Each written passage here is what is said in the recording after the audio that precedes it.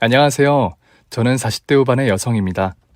20대 초반 치기 어린 감정으로 뜨겁게 연애했고 남들과 비슷하게 결혼도 했었죠. 그러나 남들과 똑같은 인생은 없듯이 파란만장한 비하인드 스토리를 가지게 되었습니다.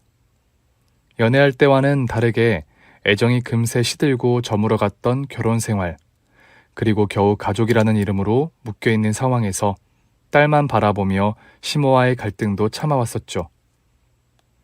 그러다 결국 딸아이를 먼저 천국으로 보내게 되는 아픔까지 겪었습니다. 답답한 심정과 기나긴 제 사연을 여러분들에게 용기 내어 고백해 봅니다. 어릴 적부터 저는 부모님의 번창한 사업 덕분에 부유한 환경 속에 자랐습니다. 그러나 제 부모님은 제가 대학생이 되면서부터 용돈은 직접 아르바이트를 해서 벌게끔 교육하셨죠. 다행히 당시 집안에서 운영하던 카페가 학교 근처에 있었습니다. 덕분에 카페에서 알바를 하며 용돈을 벌기 시작했고 제2의 스터디 공간으로도 활용하기 좋았죠. 물론 학교 친구들과 만나서 놀기도 편하고 여러 가지 장점과 즐거운 일들이 많아 좋았습니다. 여느 때와 마찬가지로 수업을 마치고 카페에서 아르바이트를 하고 있었습니다. 테이블 정리를 하고 있는데 한 남자가 카페로 다급히 뛰어들어오더니 제가 정리하던 테이블로 다가와서 정신없이 무언가를 찾고 있었습니다. 손님, 뭐 찾으세요? 잃어버린 거라도 있으세요? 아, 여기 직원이세요? 제가 지갑을 잃어버렸는데 혹시 이 자리에서 지갑 못 보셨나요? 검정색 가죽 지갑인데 손바닥만한 크기예요. 방금 전까지 이 자리에 계시다가 나가신 거예요? 네, 한 10분 된 것 같은데 얼마 안 됐어요. 분명히 테이블에 지갑을 올려둔 것 같은데.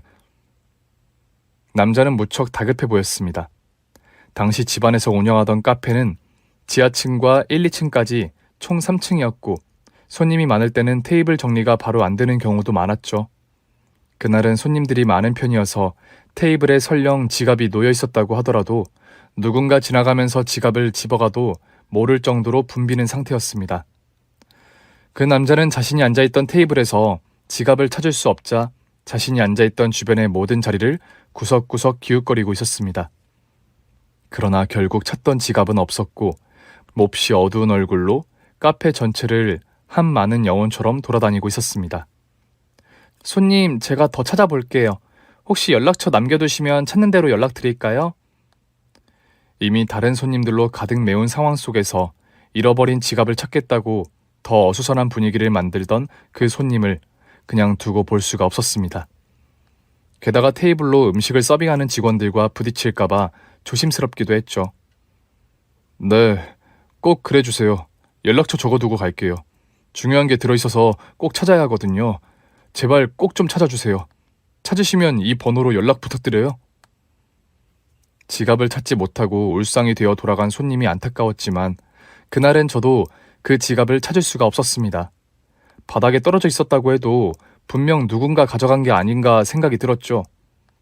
그리고 다음 날 학교 수업이 일찍 끝나서 아르바이트 시작 전에 카페에 먼저 도착했습니다. 함께 동행한 학과 친구들과 수다를 떨고 있었습니다. 그런데 어제 지갑을 잃어버렸던 남자가 카페에 들어오더니 카운터에서 다른 직원에게 또다시 본인의 지갑을 물어보는 듯 했습니다. 그러더니 어제와 마찬가지로 카페 테이블마다 지갑을 찾아 돌아다니기 시작했습니다. 그때 테이블에 앉아있던 저와 눈이 마주쳤습니다. 저기 실례지만 혹시 어제 부탁드렸던 지갑 못 찾으셨나요? 네, 죄송합니다. 제가 어제 손님 다녀간 이후로 계속 찾아봤는데 카페에는 없는 것 같더라고요. 남자는 어제와 같은 표정으로 지갑에 정말 중요한 게 있어서 꼭 찾아야 한다며 다시 한번 당부하고 떠났습니다. 그리고 그 다음 날도 그 남자는 카페에 와서 같은 패턴으로 지갑을 찾아다녔죠. 이제 아는 사람이 된 것처럼 낯이 익을 정도였습니다. 저는 아무래도 신경이 쓰여 카페 영업이 끝나고 카페를 대청소하면서 지갑을 한 번 더 찾아보았습니다. 그런데 화장실 청소를 하던 중 옆 칸 사이의 벽 위쪽에서 무언가 까만 게 발견되었습니다. 손님이 말하던 검정색 가죽 지갑이었습니다. 누군가 지갑 안에 현금을 빼가고 남은 지갑만 손이 닿지 않고 시선이 가지 않는 그곳에 덩그러니 올려둔 모양이었습니다. 저는 늦은 시각이었지만 중요한 게 들어있다며 간곡히 지갑을 찾던 손님의 연락처로 전화를 걸었습니다. 여보세요. 여기 민들레 카페인데요. 잃어버리셨던 지갑 찾아서 연락드렸어요. 정말요? 제가 지금 가서 받을 수 있을까요? 혹시 시간이 늦었는데 내일 오후에 찾으시면 어떠세요? 죄송하지만 제가 20분 안에 갈 수 있을 것 같은데 잠시만 기다려주시면 안 될까요? 정말 급해서 그래요. 부탁드립니다. 늦은 시각이었지만 급한 사정이라는 그의 입장을 배려하여 카페에서 기다리게 되었습니다. 손님을 기다리며 지갑을 열어보니 카드나 명함만 빼곡하게 들어있었죠. 늦은 시각에 모르는 사람을 기다리는 입장이다 보니 지갑 속 신분증도 확인해 보게 되었습니다. 그는 당시 저보다 5살이 많았고 카페에서 멀지 않은 동네 주소지가 기재되어 있었습니다. 명함들을 살펴보니 디자이너나 광고 관련 업종의 명함들만 가득 차 있었습니다.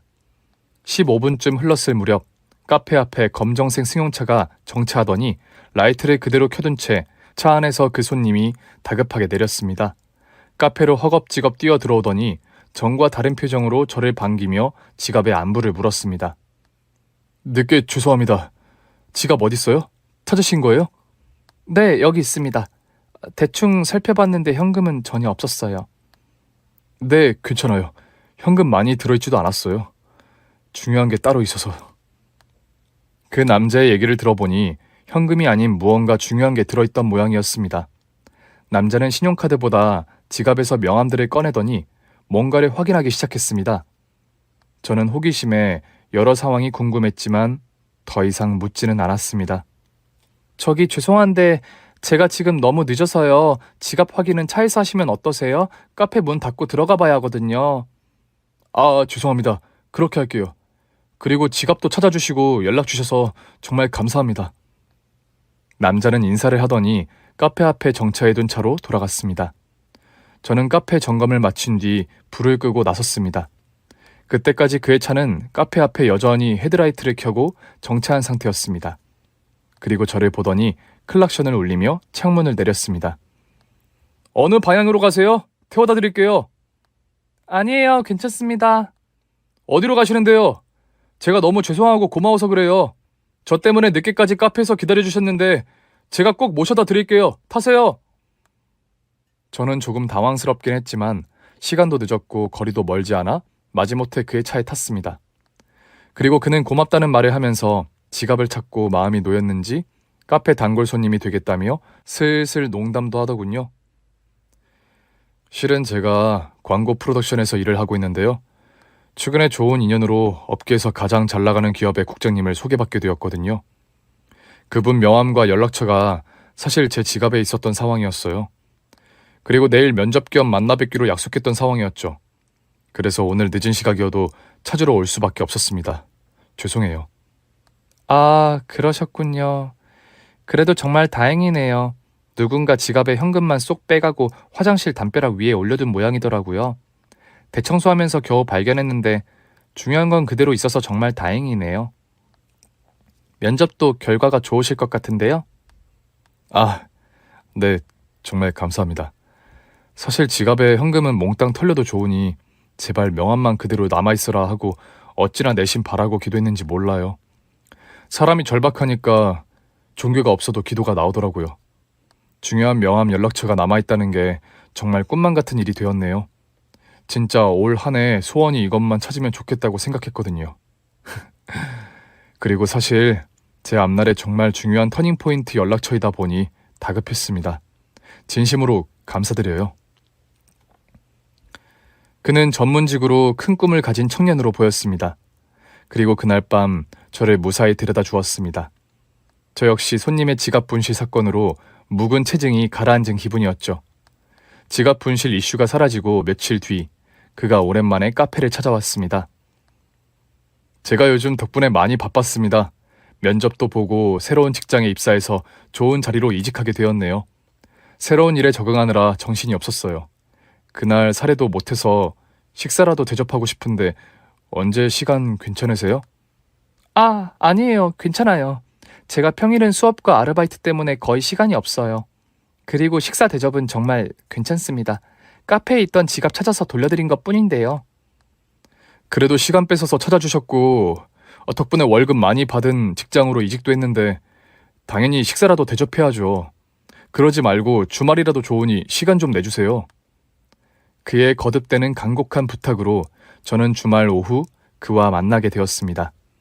카페 근처의 레스토랑에서 식사를 하고 가볍게 맥주도 한잔하게 되었죠. 그는 광고업계에서 꿈이 많아 보였고 제가 잘 모르는 분야의 이야기를 들려주기도 했습니다. 꿈과 비전이 큰 사람이었습니다. 새로 나온 명함도 보여주면서 은근히 자랑도 많이 하더군요. 그렇게 인연이 시작되어 우리는 종종 데이트를 하는 사이가 되었습니다.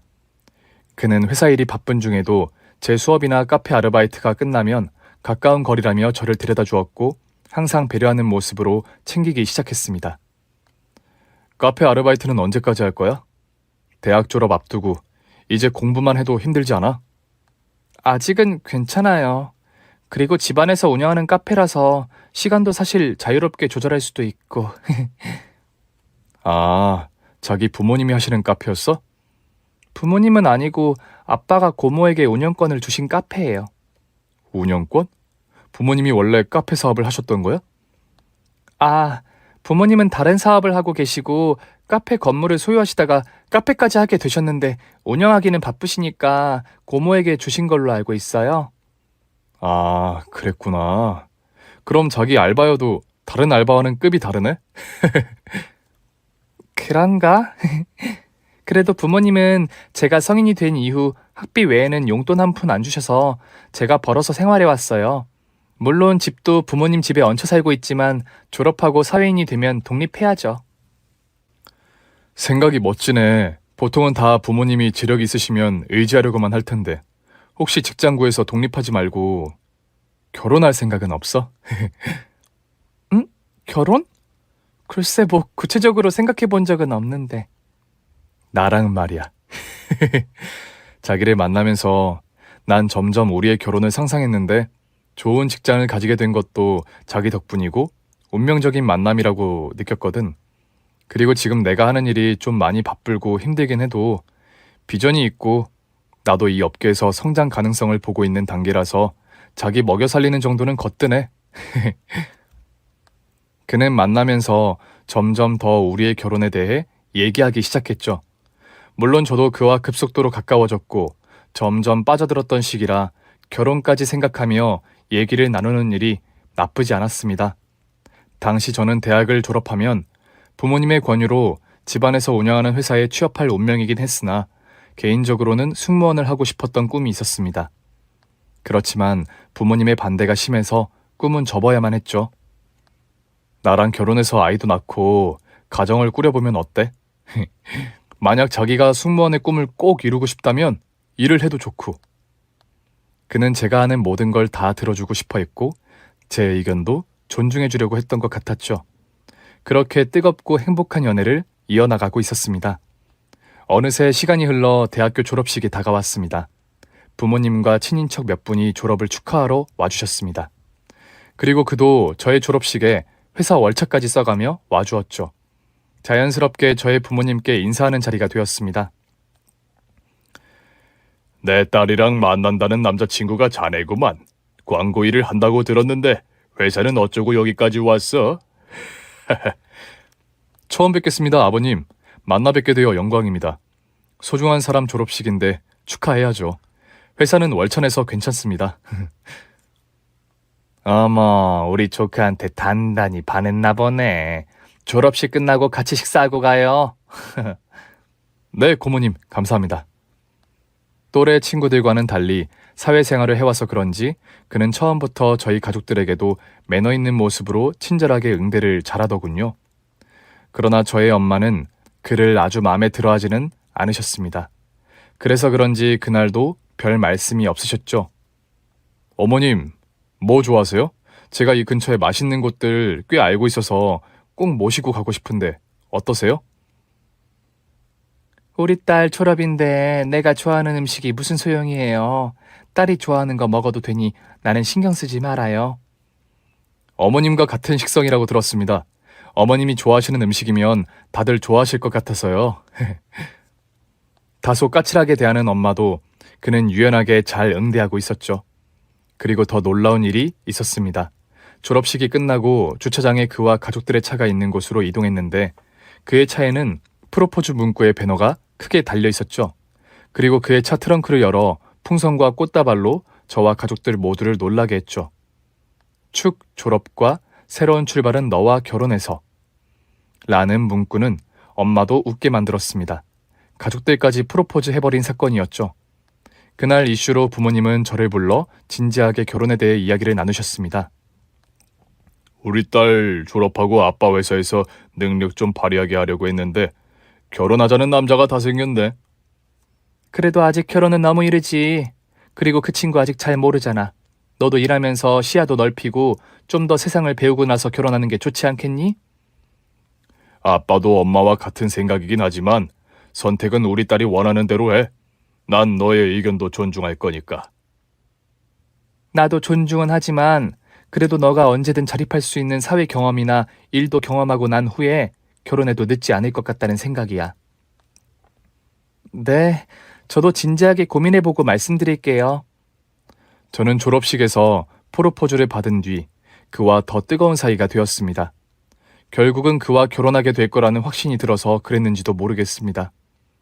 결혼을 준비하는 예비 부부처럼 우리는 갈수록 뜨겁고 더욱 깊고 친밀한 관계로 발전하고 있었습니다. 어머님이 아직도 결혼하는 건 이르다고 하셔? 반대하시는 건 아니지? 아니면 우리 오늘 밤에 아기부터 가질까? 뭐예요? 그런 식으로 결혼하기는 싫어. 물론 자기랑 아이를 낳고 가정을 꾸리는 건 너무 좋지만 반대를 한다고 해도 아기부터 가져서 억지로 막는 방법은 별로예요. 알아. 농담이야. 그냥 자기랑 빨리 같이 있고 싶고 매일 같이 자고 싶고 매일 아기도 갖고 싶어서 해본 말이지.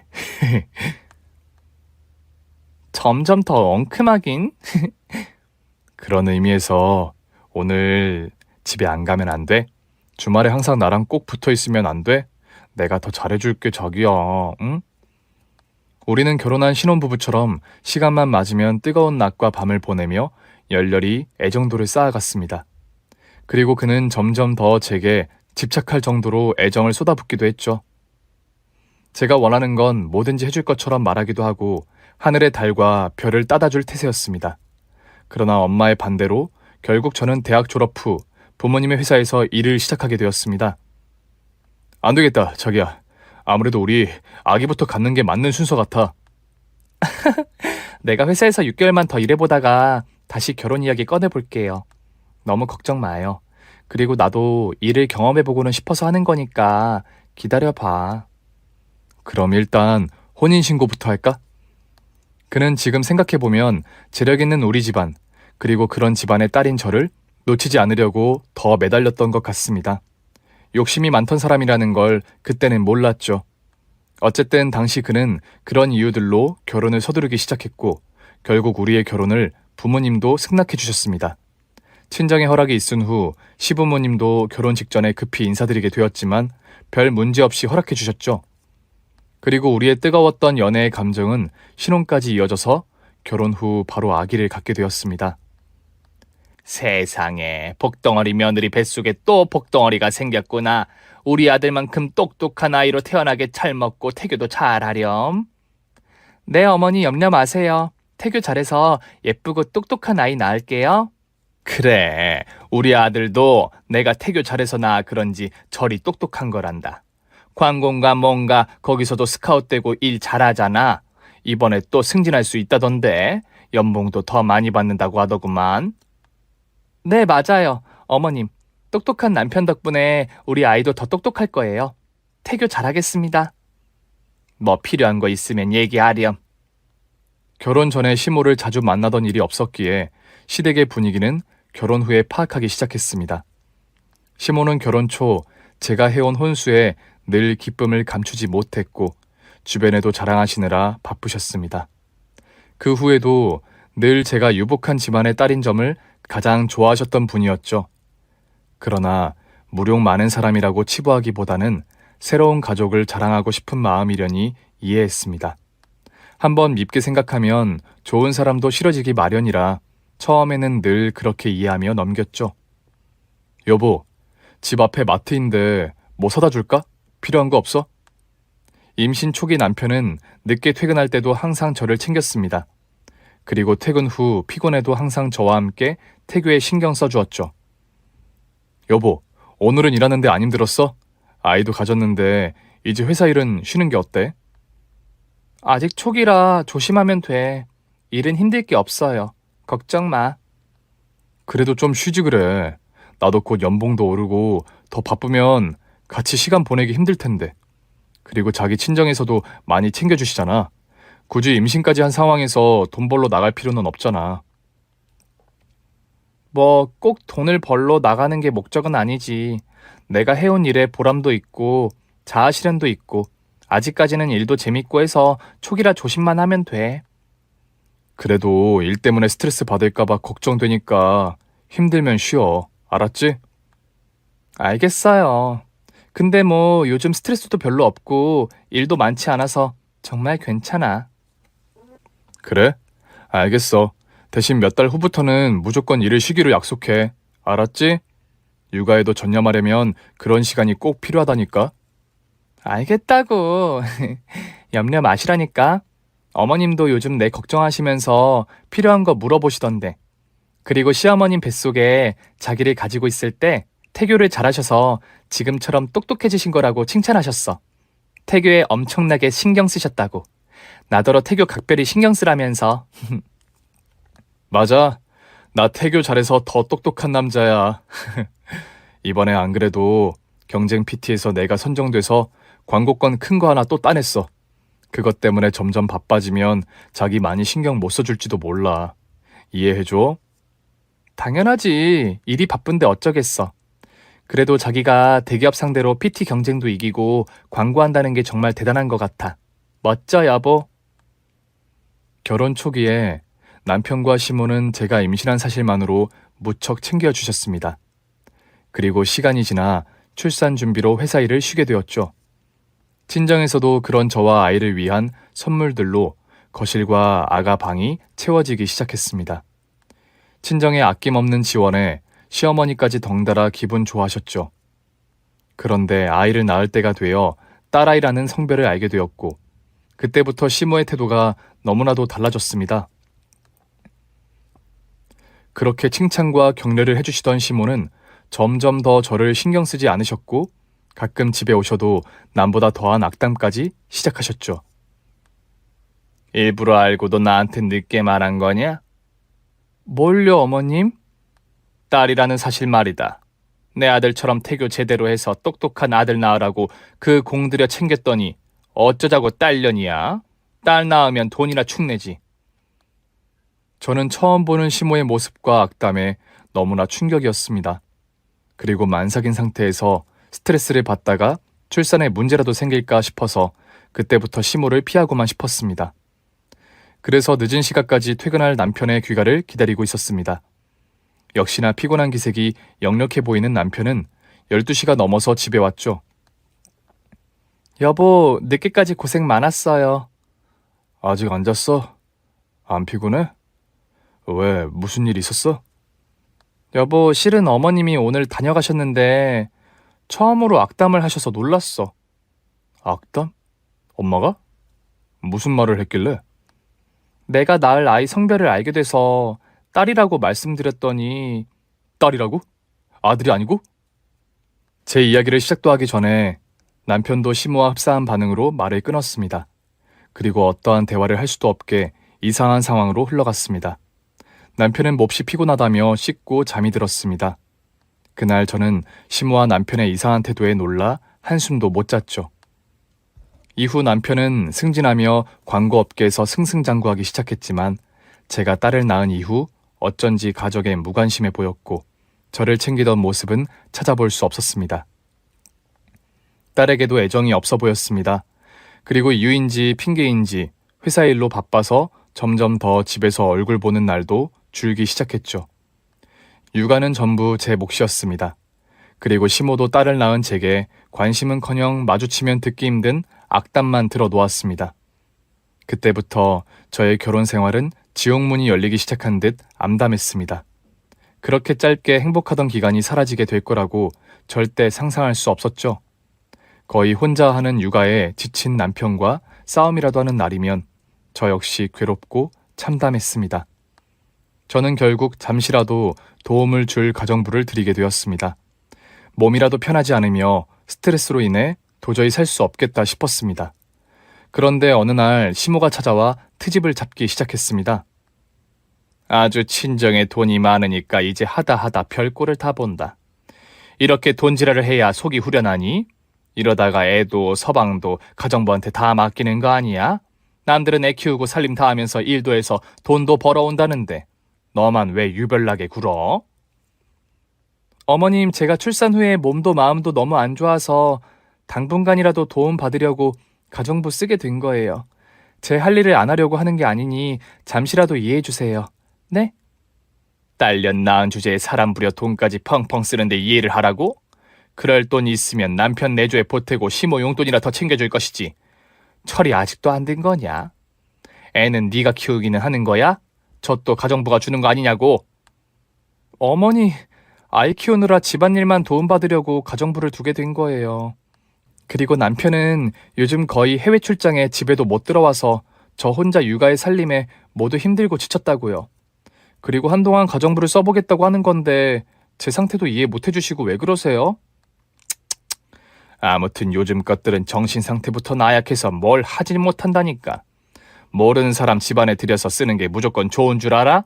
저렇게 생각이 짧아서 어쩌려고 그래.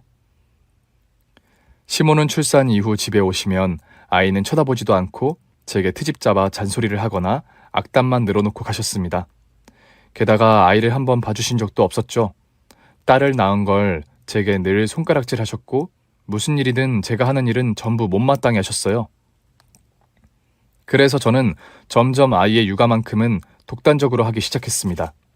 그렇게 아이에게 집중하다 보니 어느새 남편과 멀어진 감정이 별일 아니게 되었죠. 오히려 감정 소모도 없어서 편해지기까지 했습니다. 세월이 흘러 아이는 유치원에 가기 시작했고 그때부터 저도 다시 일을 시작하며 회사에 복귀하게 되었습니다. 그렇다 보니 어쩔 수 없이 가정부는 계속 고용해야 했습니다. 아이나 집안일 도움이 시급했고 제 개인적으로는 배워온 학업을 그냥 썩혀두고 싶지 않았습니다. 결혼 초기에 잠깐 커리어를 쌓고 있었지만 그마저도 내려놓고 살면 나 자신이 소멸되어 버릴 것만 같았거든요. 그리고 밖으로 겉도는 남편과 점점 권태기가 찾아오면서 혼자 남겨졌을 때 자신감마저 없어져 우울증이 생기기도 했으니까요. 스스로를 위한 삶을 살기 위해 노력해야 했습니다. 회사 일을 복귀하고 점점 더 생기가 생기자 바쁜 일정 탓에 여전히 필요한 건 가정부였고 몇 차례 사람이 교체되면서 가정부를 고용하는 일이 쉽지는 않았지만 오후 시간에 아이의 보호와 집안일을 모두 도움을 받아야만 했죠. 남편은 주말에도 바빴습니다. 골프와 모임이 많았죠. 광고업계에서 점점 알아주는 인물로 유명해지기 시작했고 그렇다 보니 남편의 얼굴 보는 일이 쉽지 않았습니다. 물론 처음에는 불평불만을 얘기했죠. 그러나 그의 말로는 주말에 바쁜 것도 다 가족을 위한 거라고 하더군요. 하지만 젊은 날부터 자신의 성장과 꿈에 대한 욕심, 그리고 이제는 무료까지 욕심 많은 사람이었기에 어쩔 수 없다고 포기하게 되더군요. 그런데 제가 회사에 복귀하는 순간부터 잠시 제게 관심을 보이더군요. 가정부가 또 바뀐 거야? 전에 아주머니 연세가 많아 일을 좀 쉬신다고 하셔서. 당신도 이제 커리어 우먼으로 복귀하였으니 가정부 인건비는 넉넉하게 써도 무리 없겠네. 당신은 점점 더 말을 밉게 하네. 예전에 만났던 사람이 아닌 것 같아. 당신도 마찬가지야. 살다 보면 서로 상황에 따라 변해가는 거지. 어릴 적 연애하던 시절만 매번 따질 거야, 피곤하게? 됐어. 그만 얘기해. 나 나가봐야 해서 바빠. 애는 자기가 등교시킬 거야? 가정부가 하는 거야? 갑자기 아이 등교에 관심을 갖고 그래? 그럼 자기가 등교시켜주던지. 나도 그럴 시간은 안 돼. 새로운 가정부가 하면 되겠네. 그리고 다음 주에 프랑스로 출장 가면 3주는 걸려. 미리 말해줘서 고맙네. 생활비는 보내고 가. 오늘 보낼 거야. 가정부 돈이 많이 들어. 그건 알고 있지?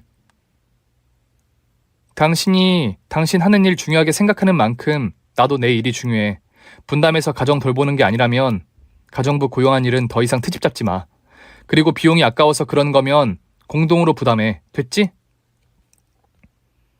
남편과 나누는 대화는 대부분 돈 얘기로 끝이 났죠. 그래서 저희 회사 복귀가 관심 있던 모양이었습니다. 제가 회사를 복귀하자 생활비 주던 것도 아까웠는지 이것저것 따지기 시작했죠. 물론 남편으로서 궁금해할 수 있지만 힘든 마음을 알아주면서 하는 대화가 아니라 실리만 따지며 시작하는 대화가 너무 질렸습니다. 우리는 단지 가족이라는 이름으로 묶여있는 관계였고 언제까지 이렇게 지속적인 관계가 유지되어야 하나 늘 고민했죠. 이런 고민을 남들과 얘기하면 다들 쉽게 이혼하라고 권하지만 사실 결혼한 분들이라면 공감하실 겁니다.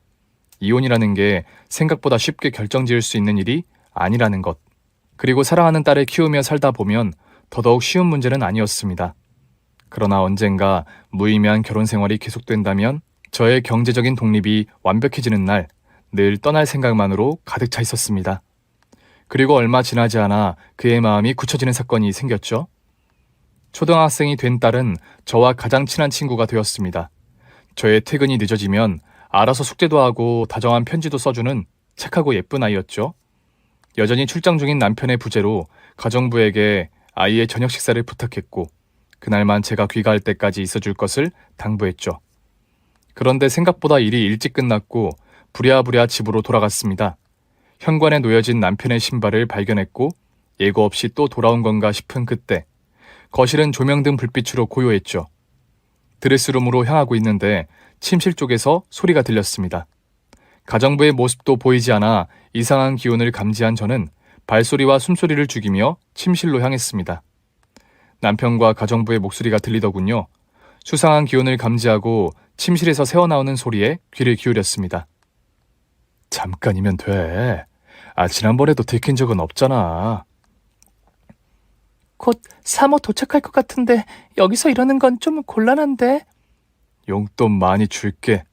키스부터 좀 해봐. 해외 출장에 밖으로 겉도는 남편이 바람 한번 피우지 않았을 거라 생각하진 않았죠. 그러나 집안에서 제가 고용한 가정부와 아이까지 집안에 있는 상황에 그럴 거라고는 상상도 하지 못했습니다. 듣기조차 거북한 대화가 오가는 순간 더는 참을 수 없어 문을 열었습니다. 남편의 바지가 벗겨진 채로 침대 끝에 누워 있었고 가정부는 무릎을 꿇고 남편의 다리 사이에 앉아 있었죠.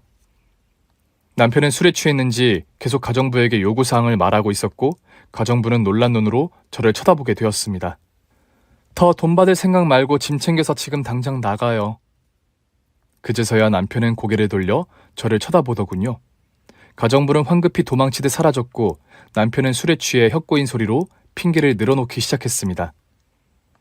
션년이 이상한 년이라니까?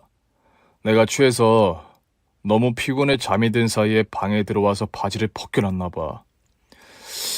지난번부터 이상해서 내가 바꾸자고 당신한테 얘기하려던 참이었어. 난 아무것도 잘못한 게 없다니까. 돈을 주면 시키는 건 뭐든지 한다면서 취해서 잠든 사이에 그랬다니까? 남편에게 대답도 대화도 이어가고 싶지 않았습니다. 남편은 점점 더 쓰레기가 되어가고 있었고 일을 잘해서 능력만큼 벌이도 좋아지고 위치도 높아지자 파렴치한 사람으로 변해갔죠. 우리 부부 역시 권태기가 오랫동안 이어졌고 각자 일하기 바빴습니다. 집과 생활비를 나눠 쓰는 것 말고는 의미가 없는 관계였죠. 딸아이는 그런 가정 속에서도 밝고 명랑하며 똑똑하게 자라주었습니다. 고등학생이 되자 키도 훌쩍 커버린 딸은 저와 정말 세상에서 가장 친한 친구가 되었고 말하지 않아도 마음 통하는 사이였습니다. 엄마, 오늘도 팀원들한테 스트레스 풀지 말고 잘해주고 바쁘다고 점심 대충 먹지 말고. 네, 딸 어르신 말씀 새겨 듣겠습니다. 이따 학교 끝나고 회사 앞으로 갈게. 같이 저녁 먹어, 엄마. 그러자. 혹시 내가 조금 더 늦으면 1층 카페에서 과제하면서 기다려. 내가 알아서 다 해. 걱정 말고 엄마 일 잘 보셔요. 퇴근 후 딸과 저는 늘 한 몸처럼 붙어 다녔죠. 딸아이가 중학생이 되면서부터 그랬던 것 같습니다. 일찍 처리된 건지 중학생이 되었을 때 딸은 가정부 필요 없다면서 알아서 챙겨 다녔고 오히려 저를 걱정해 주었죠. 저 역시 남편과 가정부가 바람 피우는 현장을 목격한 후로 사람 쓰는 것도 두려워져서 고용하지 않게 되었죠. 딸은 아빠의 냉담함도 초월한 것 같았습니다. 그런 딸에게 저는 엄마로서 항상 미안하고 고마웠죠. 오래 기다렸어? 오늘은 우리 뭐 먹을까? 나 오늘 케이크 먹고 싶어. 케이크? 어머머, 오늘 우리 딸 생일이었구나. 미안. 분명히 지난주까지 기억하고 메모하고 그랬는데 내 정신 좀 봐. 괜찮아, 엄마. 케이크 먹고 선물 사주면 챙겨주는 거지 뭐. 딸은 가끔 저보다 언니 같았습니다. 제 마음을 상하게 하는 일은 단 한 번도 없었죠. 오히려 일하기 바쁜 저를 더 챙겨주고 이해해 주었습니다. 내가 오늘 우리 딸 갖고 싶은 선물 다 사줄게. 케이크도 먹고 맛집도 가자. 어때? 좋아, 엄마. 나 그럼 버킷리스트 좀 공개해볼까?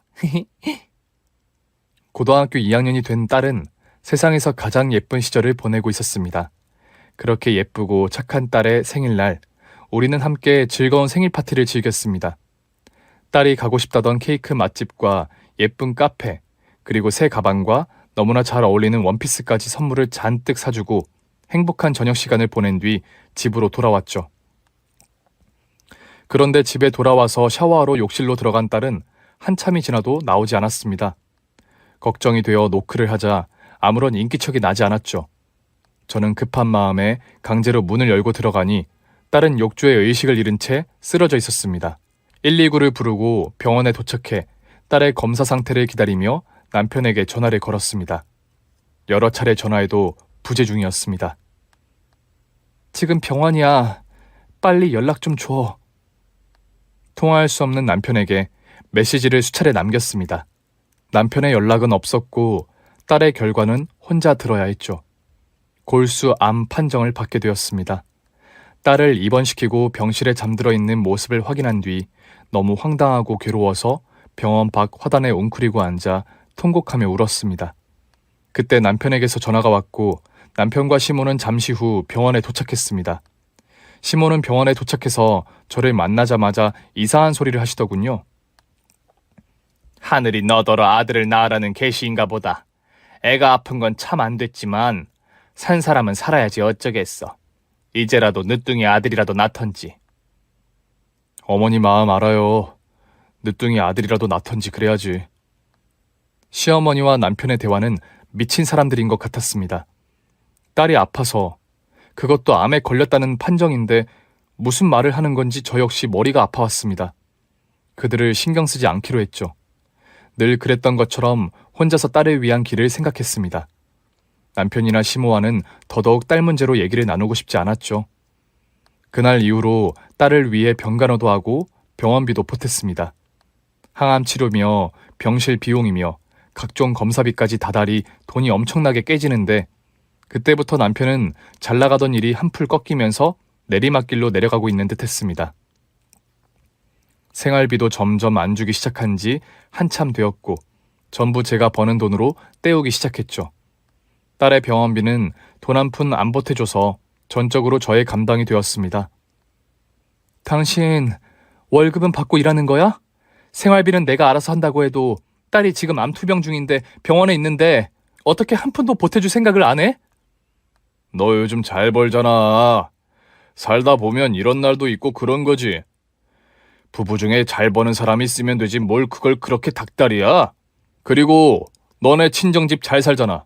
장모님한테 돈 좀 부탁해봐. 손녀딸 아프다는데 안 해주시겠어? 그래. 잘 버는 사람이 내기도 하고 그럴 수 있지. 그치만 병원비 문제는 그렇다 쳐도 아픈 딸을 보러 안 오는 아빠는 어떻게 이해해야 되는 거야?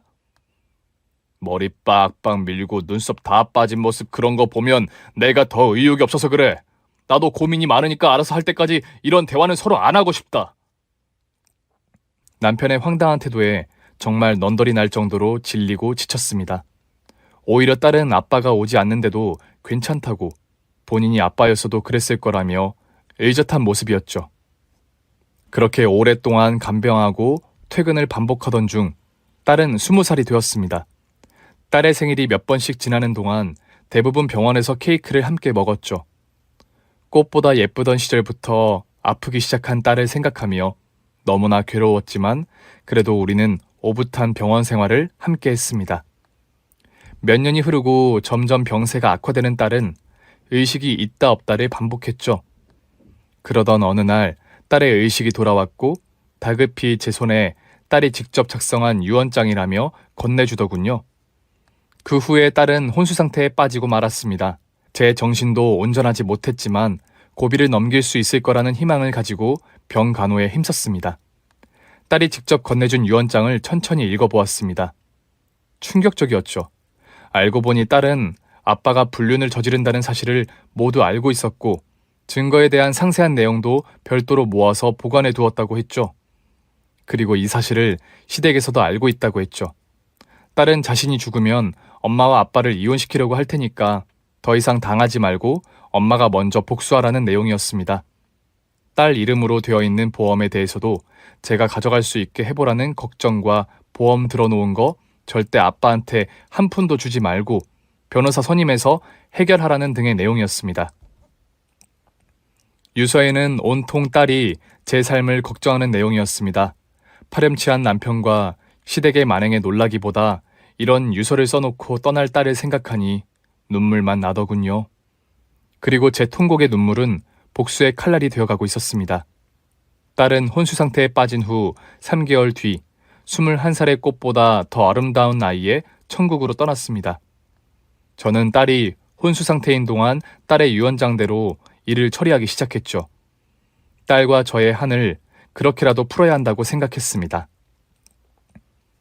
딸의 장례식을 치르는데도 시댁 식구들은 코빼기도 안 비쳤고 남편에게 연락하니 해외 출장 가 있다며 장례식 치를 때 보태라며 돈만 보내겠다고 하더군요. 그런데 통화 내내 옆에서 소음들이 들리기 시작했습니다. 분명 여자의 목소리였죠.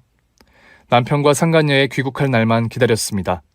저는 친정 부모님께 부탁을 드렸고 사람을 고용해서 그들의 뒷조사를 시작했습니다. 상간녀는 남편의 광고회사에서 유능해진 광고 기획자였습니다.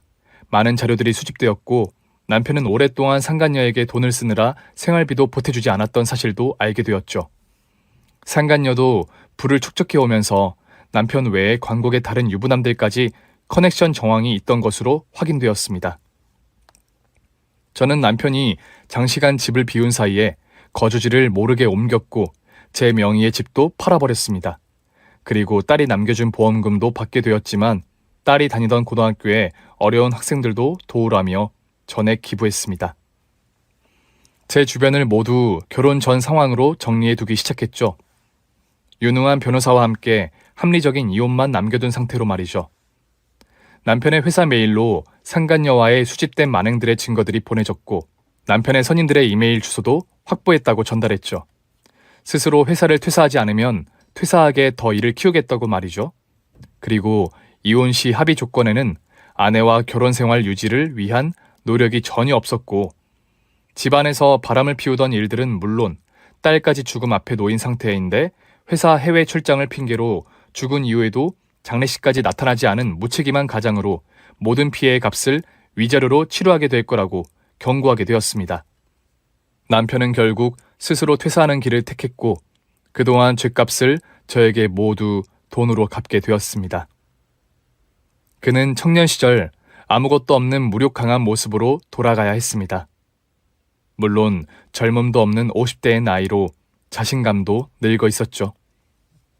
다른 회사를 수소문하며 전전하고 있다는 소식만 듣게 되었고 매달 위자료를 갚아가는 그의 입금 내역으로 이혼을 실감하게 되었답니다. 시모는 그제서야 울며 불며 제게 연락해서 용서를 구했지만 이후로 제 핸드폰에서 차단 리스트로 체크되셨죠.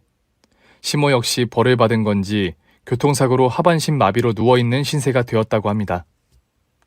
그리고 상간녀 역시 광고업계는 아예 말도 듣지 못하게 떠나야만 했습니다. 그녀는 남편과도 헤어지게 되고 일도 잃고 명예도 순식간에 잃게 되자 술과 약에 찌든 생활을 하다 스스로 목숨을 끊게 되었다고 전해 들었습니다. 친구처럼 언니처럼 죽기 전까지 유서에서도 제 걱정을 해주던 나의 착하고 예쁜 딸. 세상에서 가장 나를 아끼고 걱정했던 베프였던 딸이 이제는 편히 쉬길 바랍니다. 제가 엄마로서 너무 도리를 못한 것만 같아 한맺혀 전 남편과 상간녀 그리고 시모에게까지 복수는 했지만 떠난 딸의 빈자리는 그래도 채워지지 않네요.